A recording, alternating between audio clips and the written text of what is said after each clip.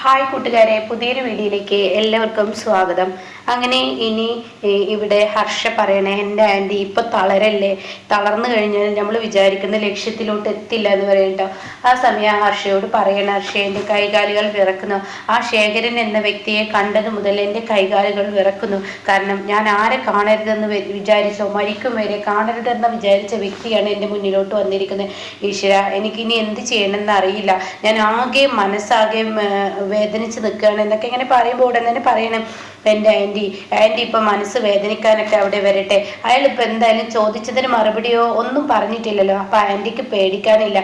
അതില്ല, എന്നാൽ നമുക്ക് നമ്മുടെ ലക്ഷ്യത്തിലോട്ട് പോകാൻ എൻ്റെ ഹർഷേ നീ തന്നെ എന്തെങ്കിലും ചെയ്യേ. നമ്മുടെ മുന്നിൽ സമയം കുറവാണ്, അത് മനസ്സിലാക്കണം. നമ്മുടെ മുന്നിൽ സമയം കുറവായത് കൊണ്ട് തന്നെ നമുക്ക് പെട്ടെന്ന് കാര്യങ്ങൾ ചെയ്ത് തീർക്കണം എന്നൊക്കെ പറയുമ്പോൾ, ഹർഷേ നീ അല്ലാതെ എനിക്ക് ആരുമില്ല, നീയാണ് എൻ്റെ എല്ലാ ആവശ്യങ്ങളും ചെയ്തു തരില്ലേ.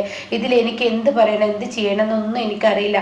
അതുകൊണ്ട് നീ തന്നെ എന്തെങ്കിലും ഒരു വഴി കണ്ടെത്തുക എന്നൊക്കെ പറയുമ്പോൾ, ശരി ഞാൻ പറയാം. നമ്മുടെ മുന്നിൽ ഒരു വഴി ഈശ്വരനായിട്ട് ഇട്ട് തന്നിട്ടുണ്ട്. അയാൾക്ക് സംസാരശേഷിയില്ല, അതുകൊണ്ട് തന്നെ അയാളൊന്നും തന്നെ മിണ്ടുന്നില്ല. കാര്യങ്ങൾ എളുപ്പമായില്ലേ, എല്ലാ കാര്യങ്ങളും എളുപ്പത്തിൽ ചെയ്യാനുള്ള ആ ഒരു വഴി ഈശ്വരൻ തന്നെ തന്നു. അത് ദൈവം എന്നെ കൈവിടാത്തത് കൊണ്ടാണെന്ന് സുശീല പറയണത്. ദൈവം എന്നെ ഒരിക്കലും കൈവിടില്ലെന്ന് ഇപ്പം എനിക്ക് മനസ്സിലായി എന്ന് പറയട്ടോ. അതന്നെ ആൻറ്റി, ദൈവ ആൻറ്റിയെ കൈവിട്ടിട്ടില്ല. ഇനി നമുക്ക് വേണ്ടത് ചെയ്യാന്ന് പറയണ കേട്ടോ. പിന്നീട് രവിയാണ് കാണിക്കുന്നത്. രവി ഇരുന്ന് ഭക്ഷണം കഴിക്കുമ്പോൾ കുഞ്ഞമ്മ പറയാണ്, എന്തിനാണ് ഹർഷയെ പോലെയുള്ള വ്യക്തിയെ കാത്തു നിന്നത്? ഇവിടെ രവി സാറിന് ഭക്ഷണം കഴിക്കായിരുന്നില്ല എന്നൊക്കെ പറയണം. അത് പിന്നെ ഇങ്ങനെ അവൾ ചായ പോലും കുടിക്കാതെ അമ്പലത്തിലോട്ട് പോയെന്ന് പറയുമ്പോൾ അവളെ കാക്കേണ്ട ഒരു മര്യാദ എനിക്കില്ലേ? അത് ഞാൻ ചെയ്തു, അതുകൊണ്ടാണ് അവളിപ്പോൾ വരുന്നല്ലേ എന്നോട് കുഞ്ഞമ്മ പറഞ്ഞത്. അത് പിന്നെ അവരെന്നോട് അങ്ങനെ പറഞ്ഞിട്ടാണ് പോയതെന്ന് പറയട്ടോ. എന്തായാലും അവരുടെ ഈ പോക്കിൽ എന്തൊക്കെ പന്തികേടുണ്ട് എന്ന് പറയട്ടോ. അപ്പോൾ ഇത് കേട്ട രവി പറയുന്നത് ശരിയാണ്, അവരുടെ ഈ പോക്കിൽ എന്തോ പന്തികേടുണ്ട്, പുതിയ എന്തോ പ്രശ്നം ഉണ്ടായിട്ടുണ്ട്. അപ്പോൾ കുഞ്ഞമ്മ പറയുന്നത് ശരിയാണ്, പുതിയ പ്രശ്നം ഉണ്ടായിട്ടുണ്ട്. അപ്പോൾ ഉടൻ തന്നെ കുറേ നാളായി ഇപ്പോൾ അവരിങ്ങോട്ടേക്ക് ില്ലല്ലോ ഈ സുശീല വന്ന ഹർഷ ആകെ മാറും. അത് കുഞ്ഞമ്മയുടെ തോന്നലാണ്. ആരും അറിയാതെ അവിടെ എവിടെ ഇരുന്നിട്ടൊക്കെ കുറെ നാളായി ഇവർ തമ്മിൽ പരസ്പരം സംസാരിക്കുന്നത് ഞാൻ കേൾക്കാറുണ്ട്. അപ്പോൾ അവരുടെ ഇടയിൽ വേറെന്തോ പ്രശ്നം വന്നിട്ടുണ്ട്. അതിനിടയ്ക്ക് അവർ ടൂർ പോയത് കൊണ്ടാണ് ഇങ്ങോട്ടേക്ക് വരാതിരുന്നത് എന്നൊക്കെ പറയാൻ കേട്ടോ. ഈ സമയം കുഞ്ഞമ്മ പറയണേ, എന്തായാലും ഞാൻ എൻ്റെ പണി നോക്കട്ടെ എന്ന് പറഞ്ഞ് കുഞ്ഞമ്മ കിച്ചണിലോട്ട് പോകുന്ന സമയത്ത് രവി ഇങ്ങനെ പത്രം മറിക്കുകയാണ് കേട്ടോ. അപ്പോൾ ആ പത്രത്തിൽ ഒരു പേജില്ല. കുഞ്ഞമ്മേ എന്ന് പറഞ്ഞ് രവി ഇങ്ങനെ അലറി വിളിക്കൂട്ടോ.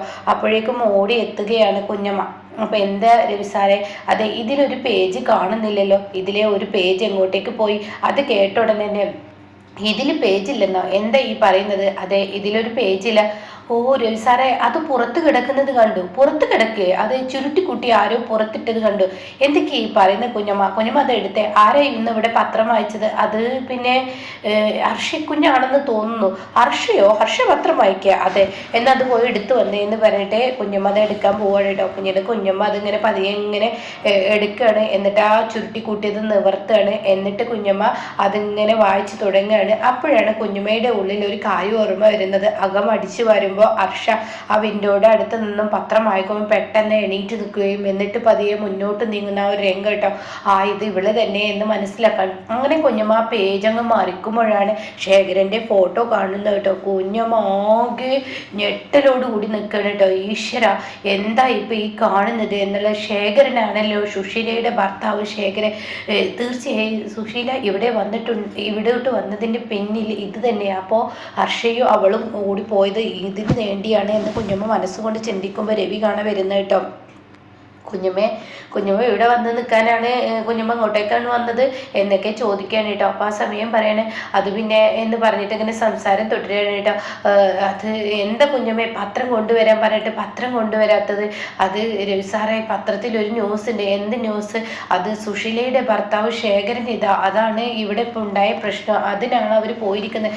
എന്തൊക്കെയാണ് കുഞ്ഞമ്മ ഈ പറയുന്നത്? കുഞ്ഞമ്മക്ക് തെറ്റ് പറ്റിയതായിരിക്കാം. അല്ല, എവിടെ കണ്ടാലും ഞാൻ അയാളെ 1-2 പ്രാവശ്യം കണ്ടിട്ടുള്ളൂ. പക്ഷേ എവിടെ എപ്പോൾ കണ്ടാലും എനിക്ക് അയാളെ തിരിച്ചറിയാനുള്ള ആ കഴിവുണ്ട്. ഇത് സുശീലയുടെ ഭർത്താവാണെന്ന് പറയട്ടോ. അത് കേൾക്കുന്നതിനോടുകൂടി എന്താ ഈ പറയുന്നത്? എന്നാൽ ഇനി ആരും ഇത് വൈകിക്കരുത്, പെട്ടെന്ന് ഇതിനുള്ള നടപടികൾ നോക്കണം. അപ്പോൾ ഉടൻ തന്നെ കുഞ്ഞമ്മ പറയണേ ഇനിയിപ്പോൾ ഹർഷ എങ്ങോട്ടാ അങ്ങോട്ട് പോയിരിക്കുന്നത് ഒരു പക്ഷേ എന്നല്ല ആ മനുഷ്യനെ ഇല്ലാതാക്കുക പോലും അവർ ചെയ്യും. അപ്പം അതുകൊണ്ട് തന്നെ ഇതിന് വേണ്ട നടപടികൾ ചെയ്യണം, ഇന്ദ്രനെ വിവരം അറിയിക്കണം എന്ന് പറയട്ടോ. അപ്പം അത് കേട്ട ഉടനെ കുഞ്ഞമ്മ പറയണേ എന്നാ രവി സാറ് പെട്ടെന്ന് വിവരം അറിയിക്കുക. അയ്യോ എനിക്ക് പറ്റത്തില്ല, നീ കുഞ്ഞമ്മ തന്നെ ഈ കാര്യം അറിയിക്കുക. കാരണം കുഞ്ഞമ്മയാണ് അറിയിക്കേണ്ട ആവശ്യം. കുഞ്ഞമ്മ ഇതേപോലെ അവന് കുഞ്ഞമ്മയോട് വന്ന് ചോദിച്ചതല്ല എൻ്റെ അച്ഛനെ കുറിച്ച് എന്തെങ്കിലും അറിയോ എന്ന് പറഞ്ഞു തരുമോ എന്നൊക്കെ അവിടെ വന്ന് ചോദിച്ചതല്ലേ. അപ്പോൾ കുഞ്ഞമ്മ തന്നെ അറിയിക്കുക എന്ന് പറയട്ടെ. അപ്പോൾ ഈ സമയം പറയണേ അയ്യോ എനിക്ക് അറിയിക്കാൻ പറ്റത്തില്ല, ഇന്ന് പോകാൻ പറ്റത്തില്ല, കുഞ്ഞില്ലാത്തത് കൊണ്ട് മോനില്ല ഇവിടെ എന്ന് ചോദിക്കണേ. പറയണ കേട്ടോ. ഈ സമയം പറയണേ മോൻ അവിടെ ഉണ്ടായിക്കോട്ടെ, മോനെ ഞാൻ നോക്കിക്കോളാം. കുഞ്ഞമ്മ ഇപ്പോൾ ഇന്ദ്രൻ്റെ അരികിലോട്ട് ചെല്ല്, ഇന്ദ്രനോട് കാര്യങ്ങൾ തുറന്നു പറയും. ഇന്ദ്രൻ വിചാരിച്ചാൽ ആ മനുഷ്യന് ഇനി നല്ലൊരു ജീവിതം കിട്ടത്തുള്ളൂ എന്ന് പറയാൻ കേട്ടോ. പിന്നീടാണെങ്കിലോ സോനയാണ് കാണിക്കുന്നത്. സോന ആകെ ഭ്രാന്തളകി നിൽക്കുകയാണ്. ഇവിടുത്തെ പണി മുഴുവൻ തലയിലിട്ട് വെച്ചിട്ട് ഓരോരുത്തരെയും ഓരോ വഴിക്ക് പറഞ്ഞയച്ച ഈ അമ്മയെ എന്താ വേണ്ടത് എന്നൊക്കെ പറയുമ്പോൾ സുശീല കയറി വരുന്നു കേട്ടോ. വരുന്നത് കണ്ടാൽ വല്ല ജോലിയുള്ളത് പോലെ, വല്ല ജോലിയും ചെയ്ത് വരുന്നത് പോലെ, അവരുടെ വരവ് കണ്ടാൽ അവരെ പോലെ ഒരു സ്ത്രീ എന്നൊക്കെ പറയുമ്പോൾ എന്തടിഞ്ഞ് പിറുപിറുന്നെ പറയുന്നത്. എൻ്റെ അമ്മ എന്തിനു വേണ്ടിയാണ് എന്നെ ബ്യൂട്ടീഷ്യൻ കോഴ്സിന് ചേർത്തിയത്, വീട്ടിലിരുത്താനോ? അതെന്താടി അങ്ങനെ ഒരു ചോദ്യം? നിനക്കിന്ന് പോവാൻ ഞാൻ എന്തിനാ? അതെ എനിക്ക് പോവാൻ ഞാൻ എന്തിനാന്നോ? ഈ വീട്ടിൽ എൻ്റെ മോളെ ആരാ നോക്കാനുള്ളത്? ശ്യാമമോളെ നോക്കാൻ ആരാ ഉള്ളത്? അതിനല്ല അനു ഉള്ളത്. അവർക്ക് അവരുടെ ആവശ്യത്തിന് പോകണ്ടേ? എന്താവശ്യം? എനിക്ക് എൻ്റെ ആവശ്യത്തിന് പോകണ്ടേ? അപ്പം അവരും അതുപോലെ തന്നെ എന്ന് പറയണം കേട്ടോ. ഇനിയിപ്പോൾ ഞാൻ നോക്കാനില്ലെങ്കിൽ നിന്റെ ഭർത്താവിനെ അങ്ങ് വെച്ചൂടെ? നിന്റെ കുഞ്ഞിനെ നോക്കൽ എനിക്ക് ഉത്തരവാദിത്തം. മനുഷ്യനെ ഭ്രാന്ത് പിടിപ്പിക്കുന്ന സംസാരം നിങ്ങൾ സംസാരിച്ചാലുണ്ടല്ലോ എനിക്ക് ദേഷ്യം കയറി വരുന്നുണ്ട്. എന്തിനാണ് നിങ്ങൾ എന്നെ ബ്യൂട്ടീഷ്യൻ കോഴ്സിന് പറഞ്ഞു വിട്ടത്? ഞാൻ എന്തായാലും ഇനി ബ്യൂട്ടീഷ്യൻ കോഴ്സ് പഠിക്കുന്നില്ല, അതോടുകൂടി കാര്യത്തിനൊരു പരിഹാരമാവുമല്ലോ. അപ്പോൾ ഇത് സത്യനല്ലേ ട്രാവൽസ് നോക്കി നടത്തുന്നത്? നിന്റെ ഭർത്താവിനെ നിനക്ക് വിടേണ്ടിയിരുന്നില്ലേ? ഷാമിനെ ഇവിടെ നിർത്തായിരുന്നില്ലേ? അത് കേട്ട ഉടനെ തന്നെ സോന പറയാണ് അതിന് നിങ്ങൾ ഇപ്പോൾ വരുമോ എന്തോ ഒന്നും പറയാതെയല്ലേ ഇവിടെ നിന്ന് ഇറങ്ങിപ്പോയത്? അങ്ങനെയെങ്കിൽ ഞാൻ ഷാമേട്ടനെ ഇവിടെ നിർത്തിയിരുന്നു എന്ന് പറയാൻ കേട്ടോ. അല്ല ഈ അനുപമ എന്ന് പറയുന്നവൾ എവിടോട്ടാണ് പോയത്? അത് വിച്ചുമോന് തീരെ സുഖമില്ല, ഹോസ്പിറ്റലിൽ പോയിരിക്കുക. എന്താ നീ പറഞ്ഞത്? അതെ വിച്ചുമോന് തീരെ സുഖമില്ല, ഹോസ്പിറ്റലിൽ പോയിരിക്കുകയാണ്. ഹോസ്പിറ്റലോ? അവർ ഏത് ഹോസ്പിറ്റൽ? അതെങ്ങനെ എനിക്കറിയാം, അവർ സാധാരണ പോണ ഹോസ്പിറ്റലിൽ. അപ്പോൾ സിറ്റി ഹോസ്പിറ്റലാണോ പോയത്? അതൊന്നും എനിക്കറിയത്തില്ല എന്ന് പറഞ്ഞ് സോന കയറി പോവാണ് കേട്ടോ. അപ്പോൾ ഉടനെ ഈശ്വര ശേഖരനെ അവൾ കാണും, അവൾ കണ്ട പ്രശ്നമാവും. ഈശ്വര ഇനിയിപ്പോൾ എന്താ ഇന്ദ്രൻ്റെ കണ്ണിൽ ശേഖരനെ കണ്ടു കഴിഞ്ഞാൽ തീർച്ചയായും പ്രശ്നമാവുമല്ലോ. ഇനിയിപ്പോൾ ഞാൻ എന്താ ചെയ്യുക? ഈശ്വര എനിക്ക് പേടിയാവുന്നു, എനിക്ക് പരിഭ്രാന്തിയാവുന്നു എന്നൊക്കെ സ്വയം നിന്ന് പറയുന്നു കേട്ടോ. അപ്പോൾ ഈ സമയം ഇങ്ങനെ ഇല്ല കാണില്ല, അതവർ ഡോക്ടറെ കാണാനല്ലേ പോയിരിക്കുന്നത്, ഡോക്ടറെ കണ്ടിട്ട് തിരികെ വരികയായിരിക്കും എന്നിങ്ങനെ സ്വയം പറയുന്നുണ്ട് കേട്ടോ. പിന്നീട് കാണിക്കുന്നത് ശേഖരനെ തന്നെയാണ്. ശേഖരൻ്റെ അടുത്തോട്ട് തന്നെ വന്നിരിക്കുകയാണ്. പാത്തും പതുങ്ങി ഒരു ചായ ഗ്ലാസ്സൊക്കെ ഫ്ലാസ്കൊക്കെ ചായയൊക്കെ ആക്കിയിട്ട് വരികയാണ്. എന്നിട്ട് ശേഖരൻ്റെ അടുത്ത് വരുമ്പോൾ സിസ്റ്റർ ചോദിക്കുക നിങ്ങളാരോ, നിങ്ങളുടെ പരിചയക്കാരോ? അല്ലല്ല ഞാനൊരു ഞാനൊരു സോഷ്യൽ വർക്ക് ചെയ്യുന്ന ഒരാളാണ്. അപ്പോൾ എല്ലാവർക്കും ഒരു കാര്യം ചെയ്തു കൊടുക്കുക എന്ന് മാത്രമേ ഉള്ളൂ, അതുകൊണ്ട് ഞാൻ ഇങ്ങോട്ടേക്ക് വന്നതാണ്. ഒരു പരസഹായി എന്ന് പറയുന്നത്. ഇയാൾക്കൊരു ചായ മേടിച്ച് കൊടുക്കണം തോന്നി, ഇയാളോട് 2 മിനിറ്റ് സംസാരിക്കണം തോന്നി, അങ്ങനെയൊക്കെ ഇരുന്ന് സംസാരിച്ച് ഞാനങ്ങ് പോകും എന്നൊക്കെ പറഞ്ഞിട്ട് ശേഖരന് ചായ കൊടുക്കണം കേട്ടോ. എന്തായാലും നിങ്ങളെ തട്ടിയിട്ടവൾ ആരും മനഃപൂർവ്വം ചെയ്തതല്ല, സാഹചര്യം കൊണ്ട് ചെയ്തതാണ്. നിങ്ങളൊന്നും തോന്നരുത്, ആ മനുഷ്യനൊരു പാവാണ് എന്നൊക്കെ ഇങ്ങനെ ശേഖരനോട് പറയുമ്പോൾ ശേഖരൻ ഒന്നും മിണ്ടുന്നില്ല കേട്ടോ.